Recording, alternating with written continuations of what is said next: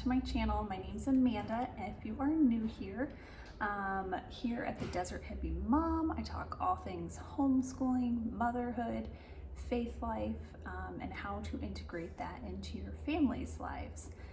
And today I am going to be talking about integrating your faith life into your family's life. Got my cat coming back here already.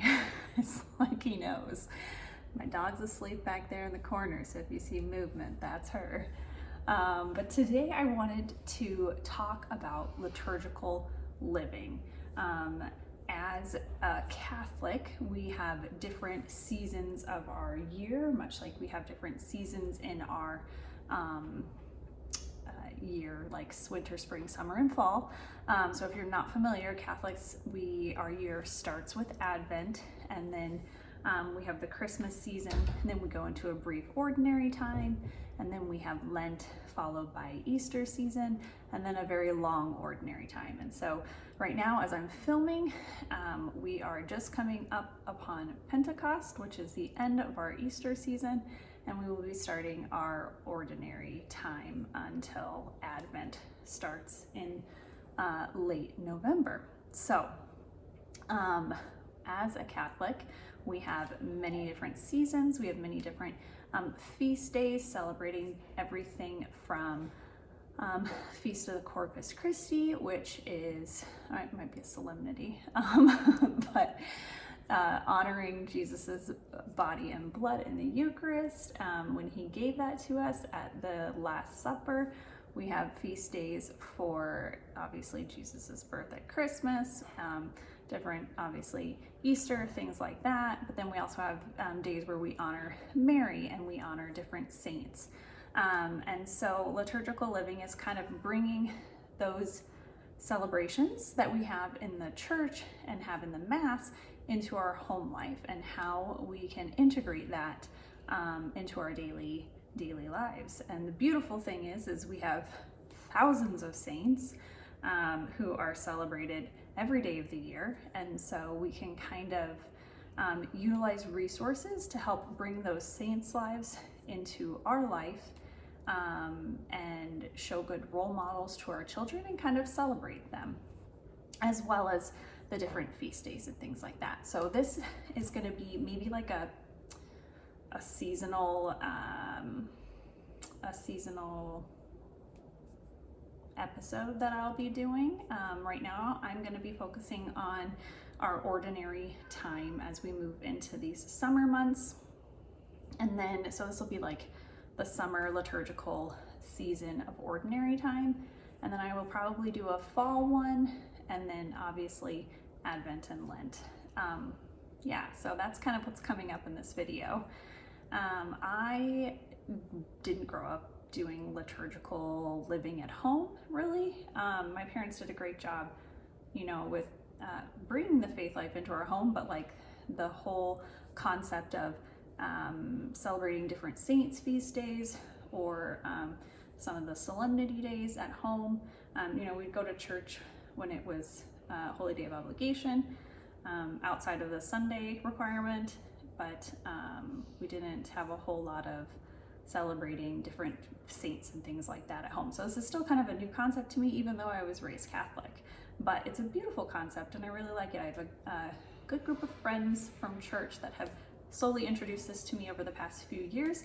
So I'm still learning about it. I'm still easing my way into it. So I hope that I can show you a little bit maybe about liturgical living and inspire you to start incorporating some of that into your family's lives as well. So I had to get up and help my son.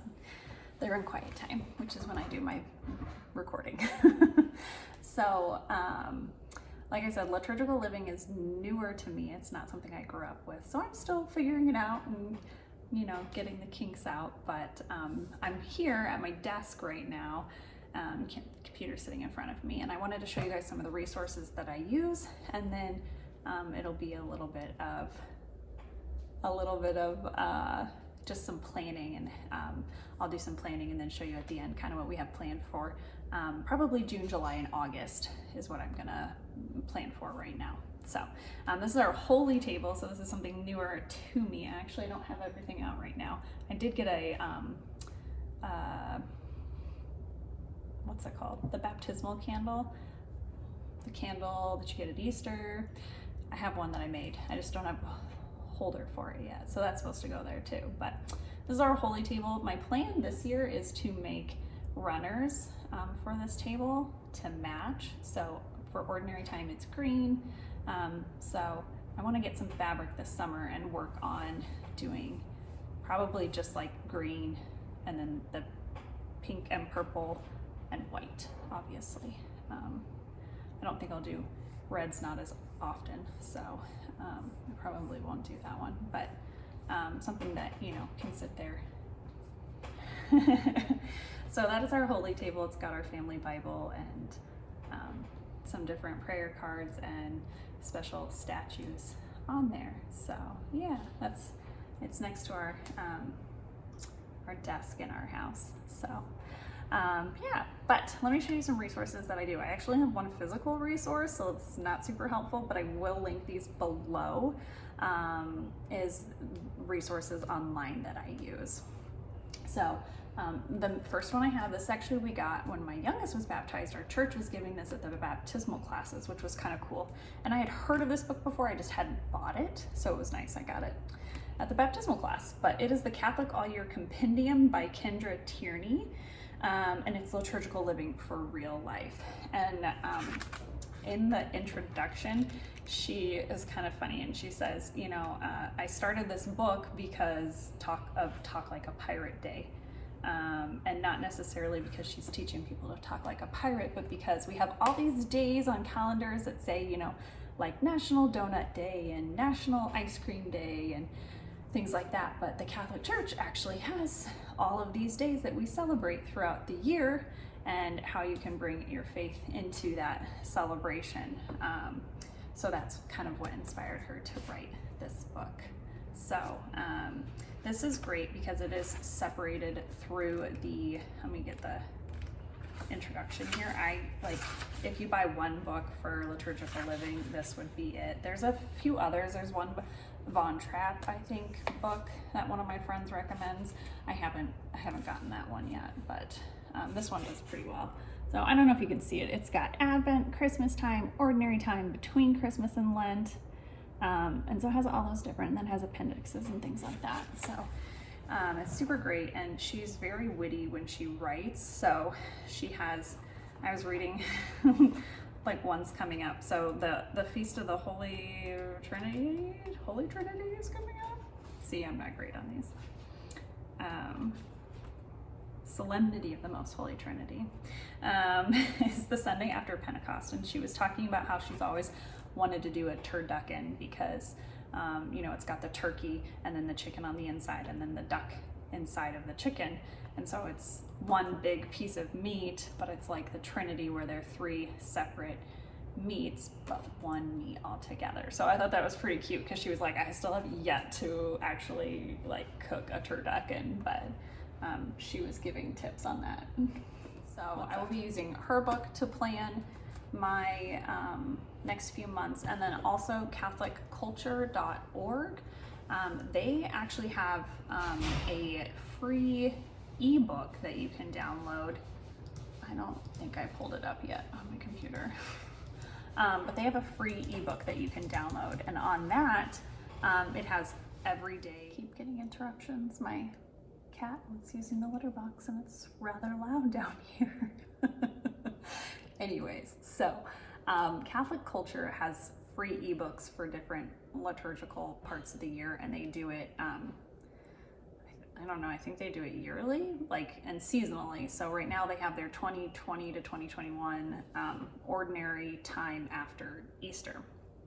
And this one goes through, I think, August, and then they'll have a part B coming out in the fall for that second part of ordinary time, because it's very long.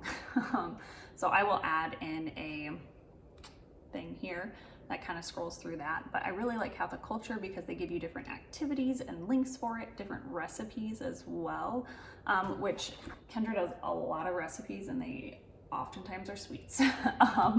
And so, which is good, sweets are fun, but if you're trying to do something, you know, once a week, I don't know, I don't I don't make cookies or a cake every week. It's more of like a once a month kind of thing. So it's nice because Catholic culture they have a lot of sweets and recipes on there too, because what better way to celebrate things like that with sugar, but they also will have other recipes as well. And there is another recipe site, which I'm gonna have to look up. I forgot to look up before here, and they have kind of like a liturgical food website. If I can't find it, I will let you know, but I should be able to find it, and I'll put it here as well, and the link in the description box as well. So I'm gonna get started on my planning because I only have so much time for quiet time, and then I will come back and regroup and show you what I planned.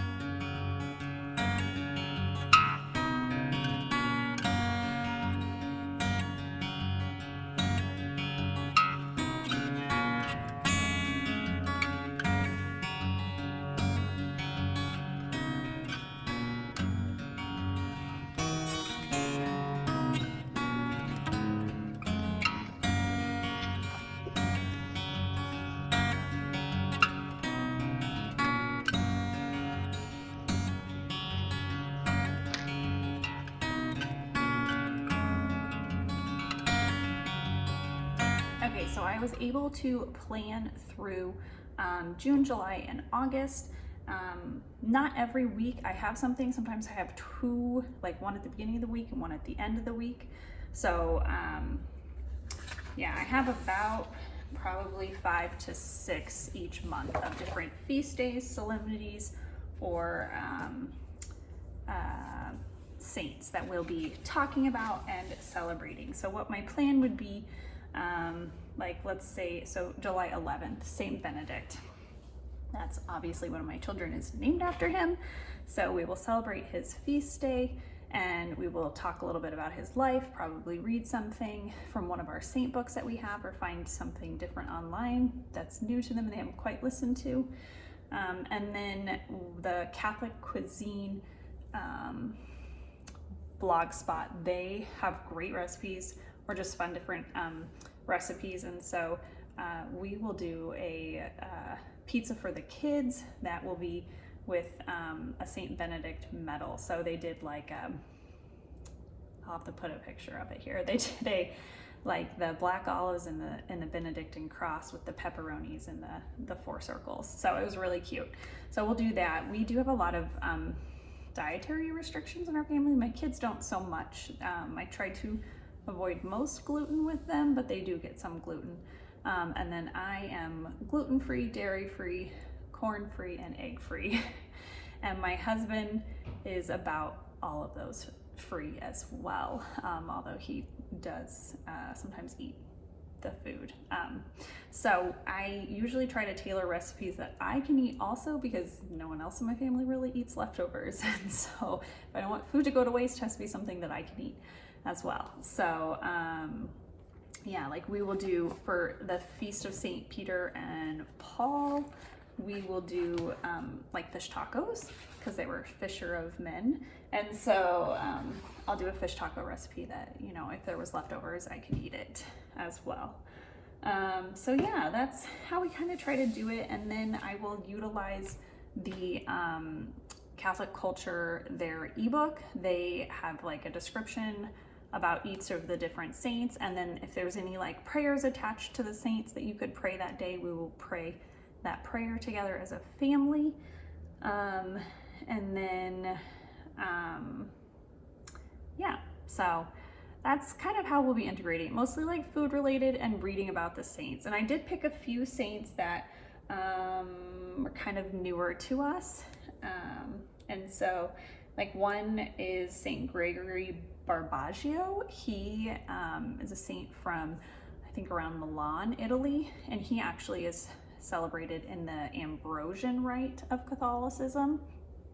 And I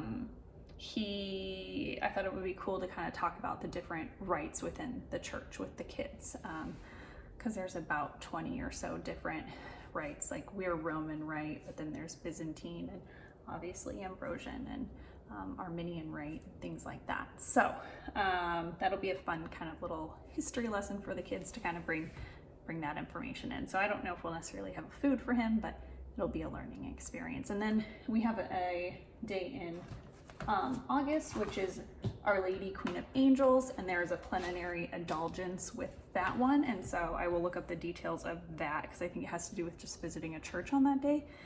And so we will look at the details of that. And instead of a food, it's more of like an activity going to church and talking about plenary indulgences, which is probably sometimes still over my head. So it might go over their head, but at least they've heard about it. So yeah, that is kind of how we'll be integrating liturgical season for the summer.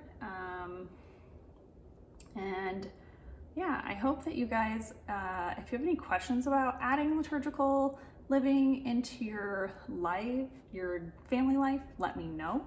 I'd be happy to talk to you about it. I definitely recommend, if you just want like a free book, to go to Catholic Culture. I'll put the website in my description box so that you can look at that. And they literally have every day of the month that you can go and just click on and preview. And then they have different links that'll take you to different pages too, if they have extra stuff about the saint or the activity and things like that. So yeah, let me know in the comments if you have any questions. I hope that you guys enjoyed this type of video. I kind of enjoy doing a little planning video, a little something different. So you guys have a wonderful day and you enjoyed this video. Be sure to like and subscribe if you want to see more from me. And I hope you have a great day. Bye.